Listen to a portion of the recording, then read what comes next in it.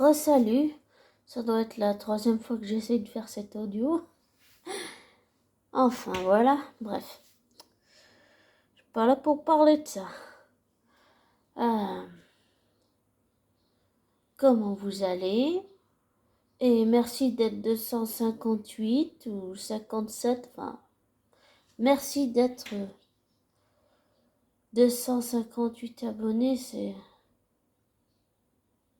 waouh. Merci beaucoup. Et je voulais m'excuser à l'avance si vous entendez du bruit, j'ai laissé la fenêtre ouverte, donc voilà.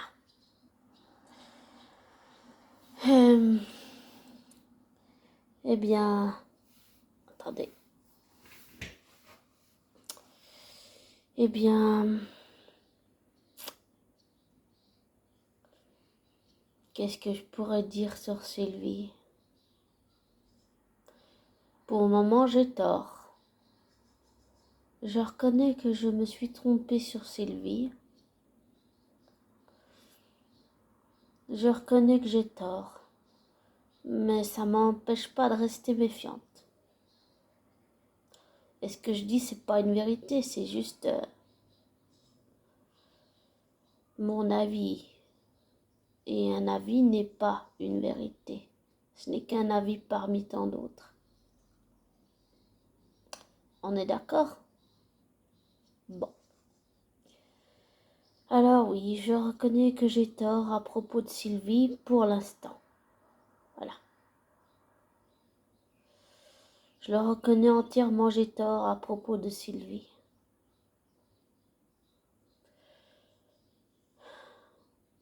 Je commence à changer d'avis sur elle, malgré ma méfiance. On va dire ça comme ça. Et dans les extraits que j'ai vus, j'ai bien senti que Loki a des sentiments sincères pour Sylvie et pour Mobius. Amical et amoureux, bien sûr. Et que pour lui, c'est un conflit intérieur Au début, c'était compliqué pour lui. Il voulait pas trahir Mobius, mais il l'a fait parce qu'il avait besoin de comprendre et d'apprendre à connaître Sylvie. Ce que je comprends. Et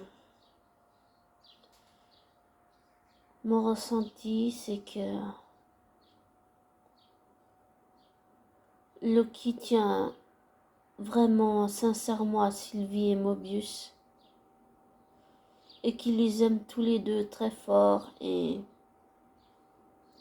il n'a pas envie de les perdre, ça se ressent. Et toute l'inquiétude qu'il a pour Sylvie, ça se ressent dans son regard, c'est très très fort. La même chose pour Mobius, il s'inquiète pour Mobius, c'est très très fort, ça se ressent.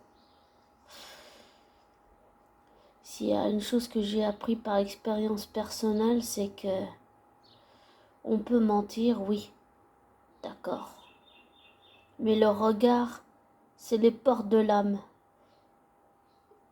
Et le regard, lui, ne ment pas.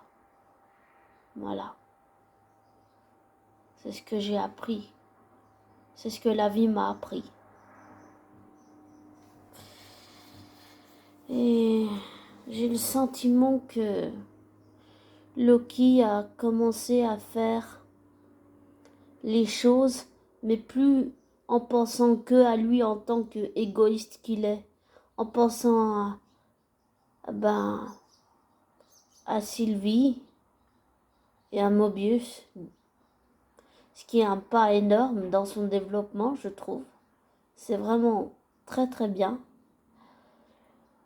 Et je sens que aussi Loki, il a fait, je pense qu'il a, bon ça après qu'un avis, mais je pense qu'il a fait certaines choses et ces choses qu'il a fait, il les a fait pour Mobius, mais il les a aussi surtout fait pour Sylvie parce qu'il est amoureux d'elle et elle est amoureuse de lui. Pas seulement parce qu'ils ont besoin de l'un l'autre ou qu'ils se servent de l'un l'autre. Je pense plutôt à une connexion amoureuse, vraie, sincère, authentique, honnête. Et contrairement à beaucoup qui ont été mitigés, pour moi, c'est pas une histoire de, si on peut dire, égocentrique ou genre, il est tellement narcissique, il est tombé amoureux de lui-même. Non, pour moi, c'est plutôt, comment je pourrais dire autrement que, en parlant de ma propre expérience, c'est une âme dans deux corps séparés, flammes jumelles. Vous voyez un peu les choses dans ce sens-là, on peut dire. C'est-à-dire que j'ai dû accepter que j'étais flamme jumelle et que ma flamme jumelle allait pas sortir de ma vie.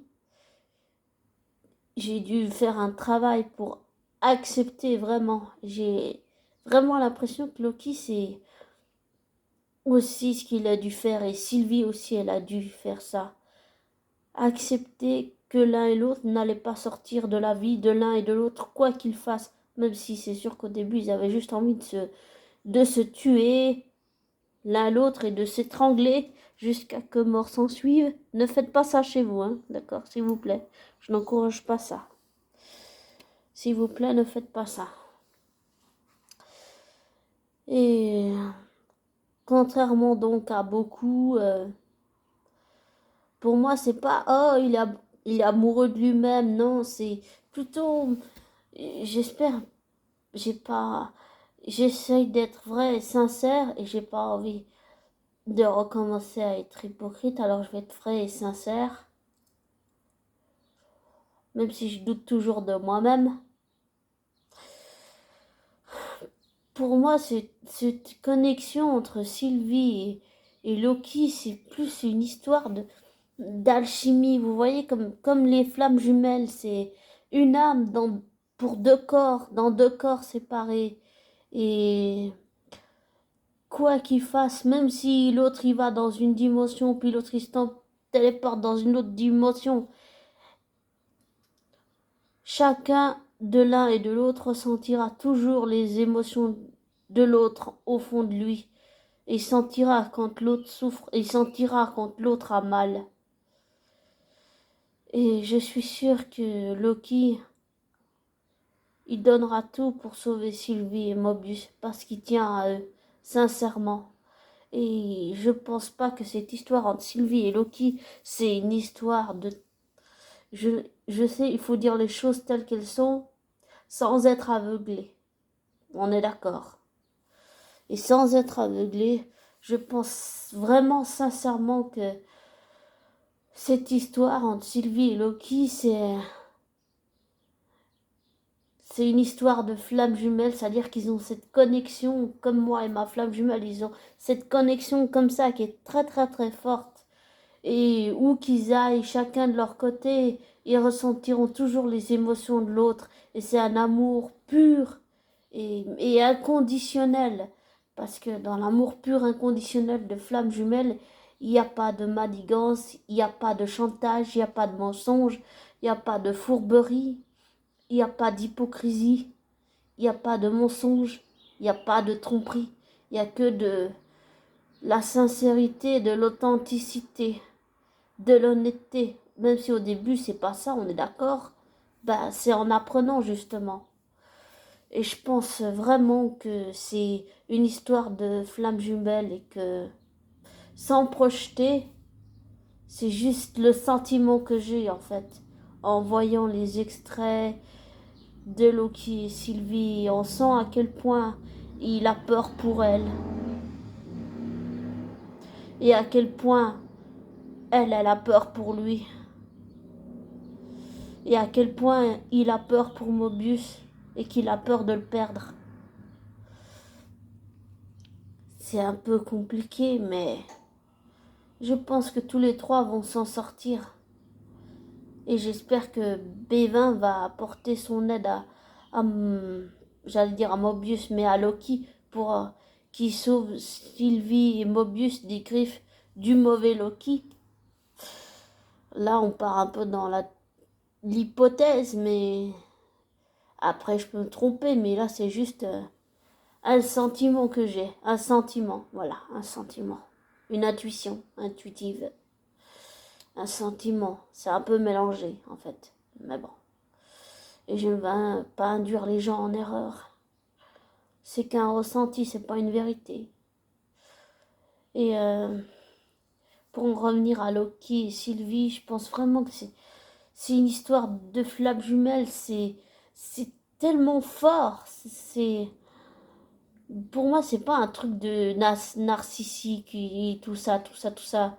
Du genre, oh, il est amoureux de lui-même. Non, non, je pense sincèrement que vraiment, c'est plus fort que ça dépasse tout ce que Loki a pu imaginer ou tout ce qu'il n'a jamais imaginé dans sa vie. Et je pense que ce voyage, ce changement, souvent on dit qu'il vient de l'intérieur. Eh ben, je pense que c'est ça. Et ça, c'est en train de le transformer de l'intérieur. Et tout ce qu'il vit, ça contribue à faire qu'il devient une meilleure personne. Une meilleure version de lui-même. Et je pense vraiment que c'est une histoire de flammes jumelles, de sentiments, d'émotions. Et ça montre à quel point émotionnellement, affectivement, psychologiquement, mentalement et à l'intérieur, à quel point dans sa tête et dans son cœur, Loki, il a changé.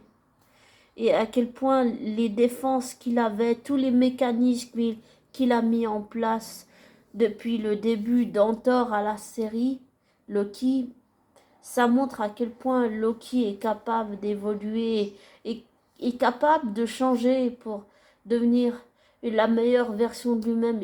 Et je pense que tout ce qu'il vit, ça contribue justement à faire que Loki devienne la meilleure version de lui. Et je sens que les scénaristes, ils essaient de nous faire douter des intentions de Loki. Et même si j'ai peut-être plus confiance en Loki, je doute plus de son humanité, de ses sentiments, de ses émotions. Non, j'en doute plus parce que le regard, lui, il trompe pas. Donc voilà. Et je sens bien que Loki, il est très touché par Sylvie et par Mobius. Après Thor, ce sont les deux autres personnes les plus importantes de sa vie, j'ai envie de dire presque. Et souvent, j'allais dire, héros ou pas anti-héros, c'est que souvent, on va dire le méchant de l'histoire, souvent pour atteindre le héros en question, il s'attaque souvent à l'entourage du héros pour essayer de l'affaiblir. Mais de l'affaiblir, quand je dis faible, ça rend Loki faible, c'est-à-dire le rendre émotionnellement, ça l'atteint et puis ça l'affecte tellement que il est, voilà, ça le tend, ça le met pas bien, ça le stresse, ça l'angoisse, il a peur, il est stressé. Et souvent, j'allais dire, même si j'aime pas trop dire ça, euh, bah souvent, quand le méchant il s'attaque à l'entourage du héros, c'est pour mieux affaiblir le héros et pouvoir utiliser ses faiblesses contre lui. Et je pense que le méchant de l'histoire est tout à fait capable de s'en prendre à Sylvie et Mobius pour atteindre Loki et essayer de le rendre faible, essayer de le brutaliser, de le violenter, essayer de le déstabiliser, essayer de faire tomber son assurance, sa confiance, l'envie d'être meilleur, tout ça. Et je pense que Loki ne laissera pas tomber Sylvie et Mobius parce qu'il tient sincèrement à eux comme il tient sincèrement malgré tout ce qu'il a fait à tort. Et ça, c'est quelque chose que j'ai compris, oui. J'ai compris grâce à Tom Hiddleston, j'ai compris beaucoup plus de choses sur Loki et je fais toujours une différence, je cloisonne entre Tom Hiddleston et Loki parce que ce sont deux êtres totalement différents qui ont des personnalités totalement différentes. Donc voilà. Et, et oui, j'espère. Et je pense vraiment que le mauvais Loki est tout à fait capable de s'en prendre à Sylvie et Mobius pour essayer de brutaliser, de déstabiliser et de forcer Loki à redevenir ce qu'il était, c'est-à-dire un méchant. Mais dans le fond, Loki n'a pas envie de ça. Il a envie d'être meilleur, de devenir quelqu'un de meilleur, même si c'est le dieu de la malice. Et je pense que il pourrait très bien utiliser le mensonge, la tromperie, la manipulation et le mensonge dans l'unique but de sauver Sylvie et Mobius des griffes du mauvais Loki.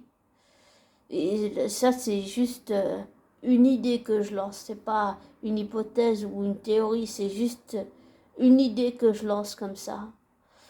Et de tout ce que j'ai pu voir, ça montre tout ce trou, ça montre à quel point Loki, bah, il a changé en fait. Et souvent on dit que le changement il vient de l'intérieur. Et bah, c'est exactement ce qui est en train de se produire. Et pour ça, il faut beaucoup de patience, il faut beaucoup de travail, pas seulement dans la tête, c'est aussi dans le cœur. Même si ça se passe beaucoup dans la tête, c'est aussi dans le cœur, c'est aussi avec l'entourage, avec les gens qui nous sont proches, les gens qu'on aime. Et je sens qu'il y a tout ça chez Loki et chacun à leur manière, en différenciant bien l'un de l'autre. Tom Hiddleston et Loki, ils me font beaucoup travailler le pardon, la confiance, l'estime de soi, la résilience, beaucoup, beaucoup, beaucoup. Parce que avant, je pense que il y a des mois en arrière, j'aurais jamais pensé à ça. Par exemple, pardonner à ma ex, qui est toujours pervers, narcissique, manipulatrice, mon ex-collègue. J'ai pas envie de dire du mal d'elle, c'est juste que pour faire le lien avec Loki, c'est sur la notion de pardon, de résilience, de courage, de ruse, de confiance, d'amitié, d'amour. Eh ben, le lien, c'est que tout d'un coup, je me suis mis, j'avais comme si on m'envoyait une pensée en disant, et si tu pardonnais à ton ex pervers narcissique et c'est comme ça que c'est venu. Et j'ai vraiment l'impression que, et l'intuition que c'est, mais plus une impression qu'une intuition, peut-être que ça disparaîtra, mais que c'est le Loki fictif, donc de la série télé et de l'univers Marvel, qui m'a envoyé ce petit, ce, comment on pourrait dire ça, un message télépathique du style, bah, pourquoi tu le pardonnerais pas? Pourquoi tu pardonnerais pas le mal que t'as fait? Pourquoi tu penserais pas au pardon que tu demandes, mais au pardon auquel tu ne penses pas non plus? Et ça, c'est aussi ça. C'est quelque chose que Tom Hiddleston me fait beaucoup, beaucoup travailler. Beaucoup, beaucoup, beaucoup, beaucoup. Ça remue beaucoup de choses. Et c'est très, très impressionnant ce qu'une personne peut avoir comme impact dans votre vie, que vous la connaissiez ou que vous ne la connaissiez pas dans la vraie vie, tout en faisant une distinction entre le personnage fictif et l'être humain que vous avez en face de vous, en l'occurrence Tom Hiddleston. Et c'est très très impressionnant. Je suis désolée de faire un long audio. C'est vraiment très impressionnant ce qui a comme impact dans ma vie. Je m'attendais tellement pas à ça.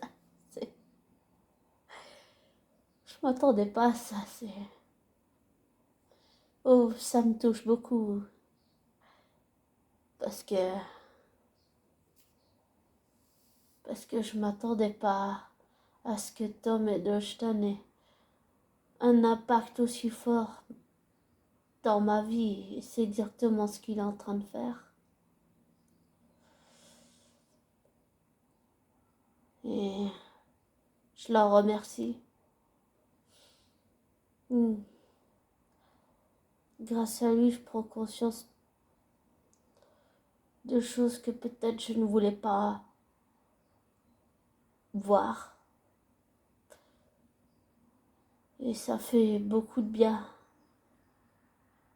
C'est dur, mais ça fait du bien. Oh, pardon pour le bruit. Et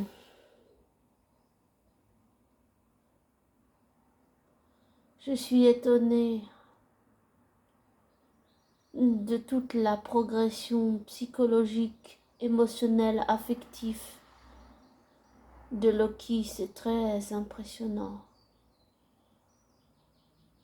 Tom Hiddleston fait des performances remarquables. C'est vraiment très impressionnant.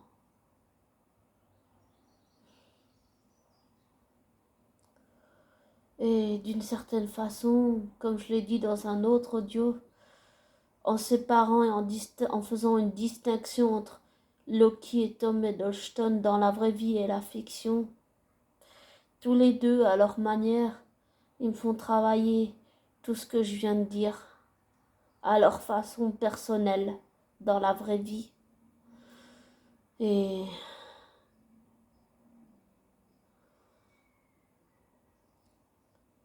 ils font partie de ma famille de cœur. Et je commence à apprécier Sylvie. Je le reconnais aussi. Quelque chose que je voulais pas voir avant. Je commence à apprécier Sylvie. Un petit peu contre mon gré, mais on verra où ça mène. Et je voulais aussi vous parler d'une autre chose, c'est quand je parle, quand je dis les choses, ce ne sont pas des vérités, ce sont juste de l'expérience. Et tout le contraste, le reflet miroir de ce que Tom Hiddleston et chacun à leur manière en distinguant l'un et l'autre, ce que Loki me font travailler. Et ça, il y a des mois en arrière, j'aurais jamais pu imaginer quelque chose pareil. Chacun à leur manière, ils ont un impact dans ma vie, mais un vrai impact. Même s'il faut savoir faire la différence entre science-fiction et dans la vraie vie, entre Tom Hiddleston et Loki. Et je fais un gros effort pour ne pas associer les deux parce que j'ai bien compris qu'ils étaient différents totalement l'un de l'autre. Et j'avais dit dans un présent audio que j'ai peur de perdre Tom Hiddleston, même s'il ne me connaît pas et que je ne le connais pas. Et avec le recul, je le dis parce que c'est dû à la mort de mes oncles. Ça m'a fait ressurgir la peur de perdre à nouveau quelqu'un. C'est-à-dire que vous avez quelqu'un qui ne vous connaît pas et que vous ne connaissez pas, mais que vous appréciez parce que vous le connaissez à la télé ou dans les films, et vous avez peur qu'on vous l'arrache comme ça, d'un coup, brutalement. Et je dis ça dû au décès de mon dernier oncle, qui lui aussi est décédé, les deux autres aussi, et lui aussi. Et je dis ça, le fait d'avoir peur de perdre Tom Hiddleston dans la vraie vie. Même s'il ne me connaît pas, que je le connais pas, c'est dû au deuil. Et aussi, il me fait beaucoup travaillé le deuil, ce qui est plutôt difficile. Émotionnellement, c'est difficile. Bon, on y arrive. Un jour, on y arrive.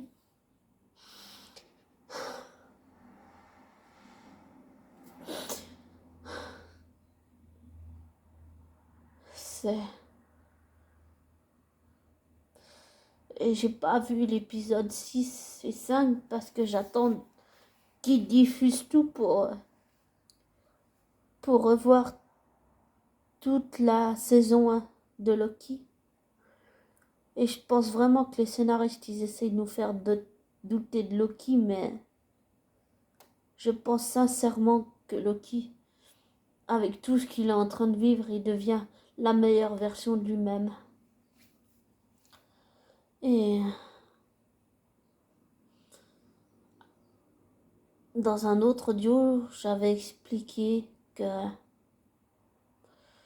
pourquoi je détestais Tom Hiddleston personnellement et pourquoi je détestais Loki personnellement.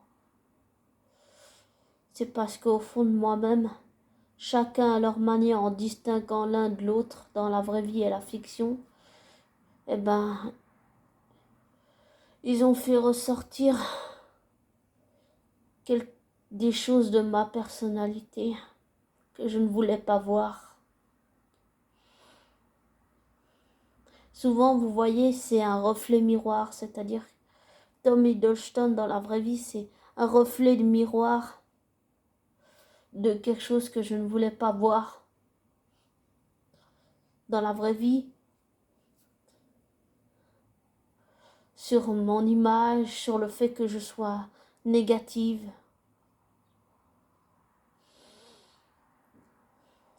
sur la confiance, l'estime de soi, l'amour propre de soi. Et Loki, lui, il m'a fait ressortir ce côté d'où je suis dans le déni, mais finalement, je sais que je dois pas faire ça parce que c'est pas ce que mon cœur me dicte de faire. Et que admettre les choses telles qu'elles sont et pas non telles que je veux les voir, mais telles que la vie l'a décidé, c'est la seule chose à faire. Et le faire avec le cœur, pas avec la tête et avec la raison comme on nous l'a souvent dit, mais avec le cœur. Avec le cœur. Et je suis très reconnaissante à Tom Hiddleston d'avoir réveillé certaines choses que je ne voulais pas parce qu'il me les fait beaucoup travailler et même si c'est dur, croyez-moi, c'est dur. Je pense que c'est nécessaire justement aussi pour aller vers la meilleure version de soi. Et ça montre que on a le choix. Soit, soit de devenir quelqu'un de mauvais, soit d'affronter son passé et de l'assumer avec courage.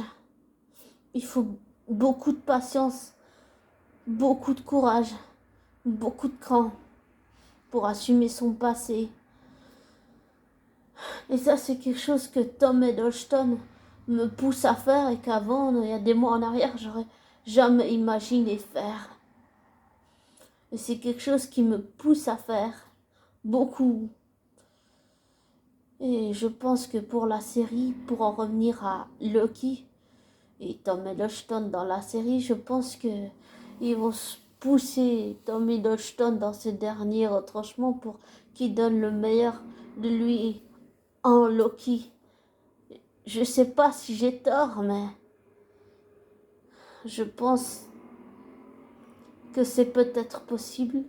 Souvent, quand on veut donner le meilleur de soi, on est souvent poussé à bout. Et puis souvent, c'est là qu'on donne vraiment le meilleur de soi. Mais on est poussé à bout mentalement, émotionnellement, physiquement, psychologiquement, on est vraiment poussé dans ces derniers retranchements. Et puis c'est souvent là qu'on donne le meilleur de soi. Mais après, il faut pas, attention, il faut pas que ça soit quelque chose qui devienne, j'allais dire, de malsain. Il faut que ça reste sain. Il faut que ça reste équilibré. Et il faut que ça reste dans l'équilibre. Pas que ça devienne déséquilibré, que ça devienne quelque chose de négatif. Il faut trouver un équilibre entre tout ça. Et je trouve que Tom Hiddleston, dans le rôle de Loki, il a accompli un travail magistral. J'ai jamais vu ça chez un de tous les acteurs que j'aime beaucoup, comme Robert Carlyle, Viggo Mortensen. J'ai jamais vu un travail aussi conséquent sur un personnage. C'est très très impressionnant. Tout le travail que Tom Hiddleston fait, c'est vraiment dingue. C'est vraiment dingue. C'est très très impressionnant. Et c'est quelqu'un que j'aimerais bien rencontrer dans la vraie vie. Oui, j'aurais tellement de questions à lui poser. J'aurais tellement de choses à lui dire aussi. J'aurais tellement de choses à lui dire. Et lui dire, pouvoir lui expliquer que grâce à lui, mais grâce à lui, Tom Hiddleston, grâce à lui, j'ai compris beaucoup de choses et qui me fait travailler beaucoup de choses que j'imaginais pas qu'il ferait. Et d'une certaine façon, Tom Hiddleston, comme beaucoup de personnes qui sont entrées dans ma vie, il l'a bouleversé, il l'a bousculé, il l'a mis sans dessus dessous complètement. Et, et j'aimerais aussi lui dire que je suis désolée d'avoir eu des préjugés, que je suis désolée de l'avoir jugé, et que c'est au fur et à mesure des films et de la série que j'ai commencé à voir vraiment Loki tel quel.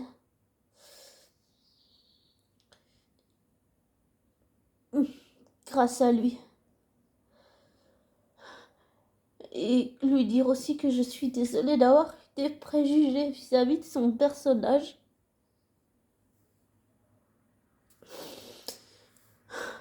Que je veux pas lui faire du mal, que je veux pas lui blesser, que je veux pas lui manquer de respect, mais que c'est ce que il s'est passé au début.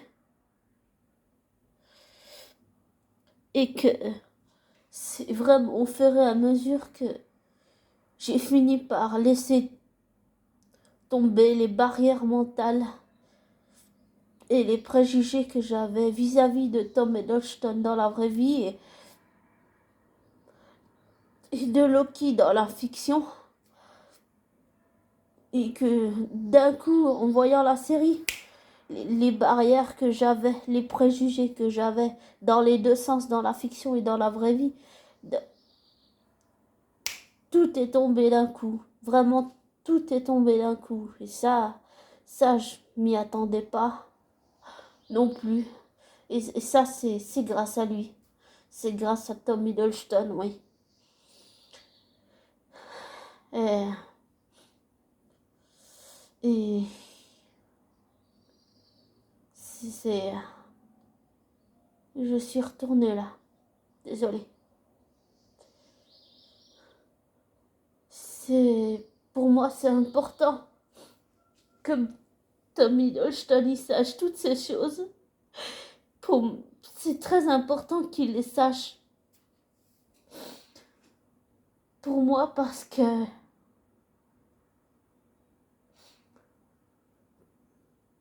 j'aimerais pouvoir lui montrer que j'ai fini par changer d'avis.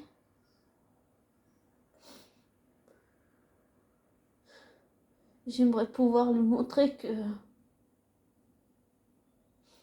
que tout ça, c'est grâce à lui.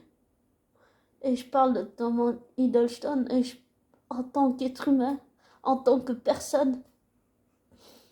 J'aimerais qu'il sache que tout ce que tout ce qui s'est passé dans ma vie depuis que j'ai regardé la série et que tout ça, c'est Tom Hiddleston, c'est grâce à lui.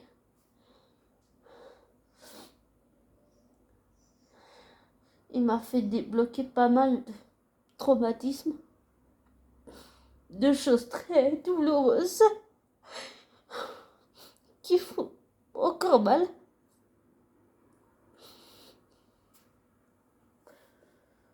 Mais qui sont nécessaires pour avancer, pour devenir la meilleure version de soi. Et j'aimerais vraiment qu'il sache que ça, c'est grâce à lui. En tant que personne, en tant qu'être humain. J'aimerais qu'il sache que c'est grâce à lui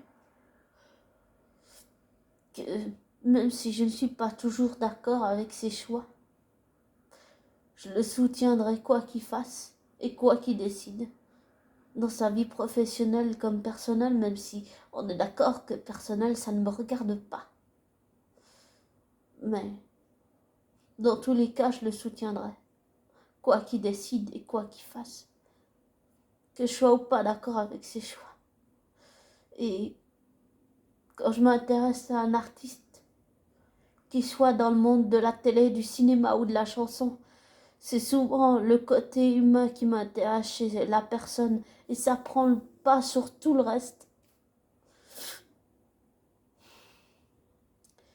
Et j'aime beaucoup tout le travail qu'il fait sur le personnage de Loki. Et pour en revenir à Loki, eh bien, on souligne souvent les mauvais défauts de Loki, mais si on essaye de faire une liste, dans cette liste, il y aurait un côté tous les défauts de Loki, et dans l'autre, il y aurait toutes ses qualités, comme par exemple le fait que face à Sylvie, il est vulnérable, il est fragile, il est timide, il est intimidé, il est maladroit, il est mal assuré. Et il est très protecteur envers Sylvie et envers Mobius. Ça, c'est des qualités qui ressortent énormément chez Loki. Et c'est Tom Hiddleston, il fait ressortir beaucoup ces qualités dans la personnalité de Loki. Ce côté protecteur, ce côté fragile, ce côté mal assuré, timide, intimidé, du genre je sais pas où me mettre, je cherche mes mots, mais je suis pas sûre, mais peut-être que, enfin oui. Et, et tout ce côté mal assuré, cette vulnérabilité, ce côté fragile de Loki, ce côté protecteur, tout ça, c'est des qualités qui ressortent chez Loki. Et ça montre que c'est quelqu'un qui est, même dans la fiction universelle, Loki, c'est quelqu'un qui est capable d'évoluer, qui est capable de beaucoup de choses, et pas que des pires choses au monde. Même si je suis d'accord que ces actes de violence et tuer jamais ne pourront être excusables, je n'excuse pas la violence. On ne peut pas excuser la violence. C'est pas possible. Je comprendrai jamais ça. Même si je l'avoue que je l'ai été par le passé, à cause de mes mauvais choix et de toutes les personnes que j'ai fait souffrir. Et je sais pas ce que Tom Hiddleston, en tant qu'être humain, a vécu dans sa vie. Mais j'ai le sentiment qu'il a pas mal souffert lui aussi. Pas mal de choses douloureuses, des souvenirs. Et souvent ça fait mal. Émotionnellement ça fait mal parce que le corps émotionnel il souffre beaucoup quand ça revient. Mais pour en revenir aux qualités de Loki, il est protecteur, il est vulnérable, il est maladroit, il est timide, il est, il est mal assuré, c'est-à-dire que il n'est pas sûr de lui, il est intimidé. C'est un, je trouve que c'est un Loki très différent de tout ce qu'on a pu voir. Et j'aime beaucoup ce côté protecteur que Loki a envers Mobius et Sylvie. Et à quel point il tient sincèrement à Sylvie et Loki. Ça se voit dans ses yeux, ça crève les yeux en fait, ce truc. Donc, des fois, il n'y a même pas besoin de parler pour le voir. Ça se dit pas, ça se ressent, vraiment ça se ressent, ce genre de choses. Et je voulais aussi vous dire une dernière chose. Euh, J'espère que quand je vous dis tout ce que je vous dis, je ne vous mets pas sous emprise, ou je ne vous blesse pas, ou je ne vous manque pas de respect. C'est pas ce que je veux, et si je le fais, c'est pas intentionnel, je suis désolée. Et c'est important que vous ayez votre libre arbitre et que je ne vous influence pas. Ça, c'est important pour conserver son libre arbitre. Surtout que je ne vous influence pas, que je ne vous dicte pas ce que vous devez faire ni ressentir, ni vous mettre sous influence. Ça, c'est très important, ni sous emprise. Je dis ça à cause de mon passé et puis je dis ça parce que c'est important de le dire. Très important.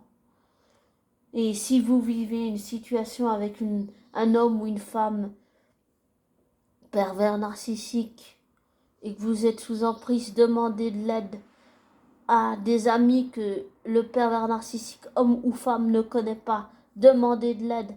Restez pas tout seul. Parce que ce genre de personnes, c'est toxique.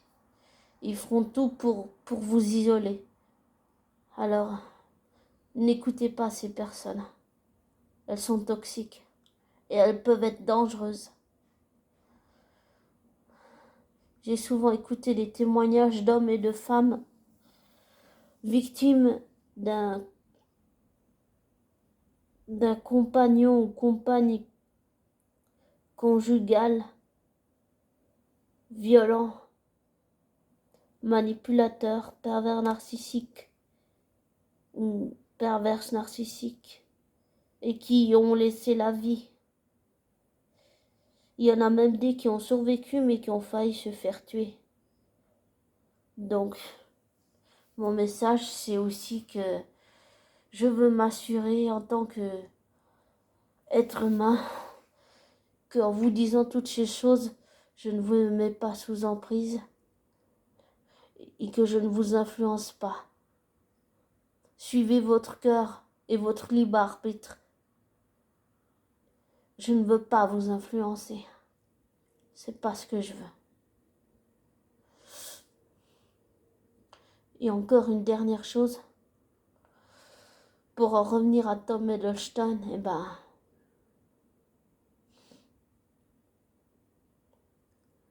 j'ai vraiment envie qu'il sache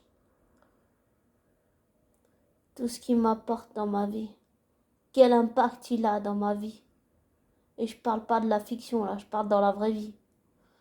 J'ai envie qu'il sache quel impact dans ma vraie vie il a. Toute la route qu'il me fait parcourir. Tout le travail qu'il me fait faire sur moi. C'est important qu'il le sache.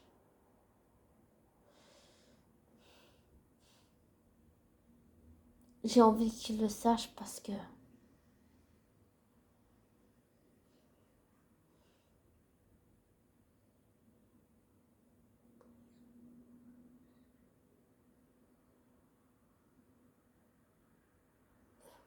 je sais pas si c'est parce que je veux qu'il me pardonne. Peut-être un peu, oui, d'accord. Mais parce qu'en tant qu'être humain, Tom Hiddleston, en tant qu'être humain, c'est quelqu'un qui a un impact dans ma vie bien plus fort que ce que j'ai pu croire. Et j'ai envie, d'une certaine façon, de lui rendre hommage et qu'il le sache. Et à quel point ça m'a changé de l'intérieur. Et à quel point ça continue de le faire. Et à quel point il impacte ma vie. Et à quel point je lui suis reconnaissante d'être entré dans ma vie.